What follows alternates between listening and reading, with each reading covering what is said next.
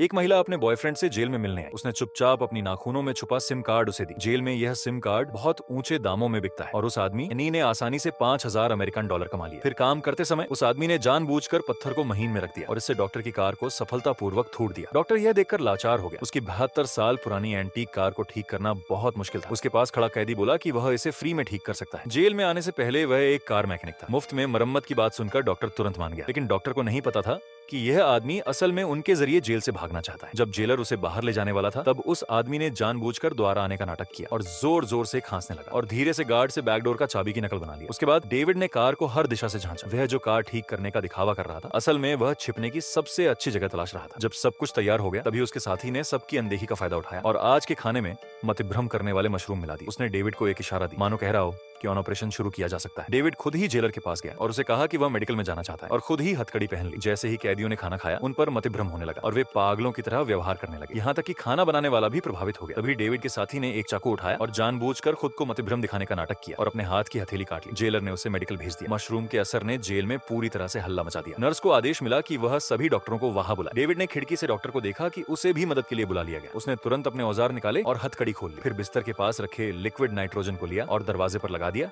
ठंडक से दरवाजे का ताला जाम हो गया और दरवाजा अपने आप खुल गया। उस समय गलियारा खाली था। वे चुपचाप बैग दरवाजे तक पहुंचे और पहले से तैयार साबुन की चाबी निकाली और दरवाजा खोलने की कोशिश की, लेकिन डेविड काफी देर तक भ्रमित रहा। दरवाजा खुल नहीं रहा था। उसे एहसास हुआ कि शायद साबुन बहुत नरम था। अगर वह जोर लगाएगा तो चाबी टूट सकती थी। यह उनके लिए एक संकट की स्थिति बन गई। इसी समय पीछे से जेलर की आवाज आई। डेविड के साथी को समझ आया कि उनके पास ज्यादा समय नहीं है। उसने बलिदान देने का फैसला किया और जेलर का ध्यान भटकाने के लिए आगे बढ़ा। उसने डेविड के भागने के लिए समय बचाया और जैसा सोचा उसका बलिदान सफल रहा। पीछे मुड़कर देखा तो डेविड दरवाजा पार कर चुका था। डेविड ने अपनी कुशलता से पुलिस की निगाहों से बचते हुए डॉक्टर की कार के पास पहुंचा। उसने कार की डिक्की खोली और बिना झिझक उसमें लेट गया। डॉक्टर द्वारा जांचने पर पता चला कि ये एक नशा जैसा ही है। उन्हें बस थोड़ा इंतजार करना होगा और कुछ दवाई खाने से वह ठीक हो जाएगा। इसके बाद डॉक्टर ने अपना सामान कार में रखा, लेकिन अजीब बात यह हुई कि जब उसने डिक्की खोली वह खाली थी। गार्ड ने कार को अच्छे से जांचा और कार सफलतापूर्वक जेल से निकल गई। किसी को नहीं पता था कि उस समय डेविड कहाँ था। जब डॉक्टर कार से उतरा तभी पीछे की सीट से अजीब सी आवाजें आने लगी। धीरे धीरे वह सीट कटती चली गई। एक सीमा के बाद डेविड उसमें से रेंग कर बाहर निकला। असल में जब वह कार ठीक कर रहा था तो उसने पिछली सीट के सारे स्पंज निकाल दिए थे। फिर उसने ऐसा मेटल लगाया जिसमें वह खुद को छिपा सके। इसी तरह वह सफलतापूर्वक जेल से भाग निकालने में सफल रहा।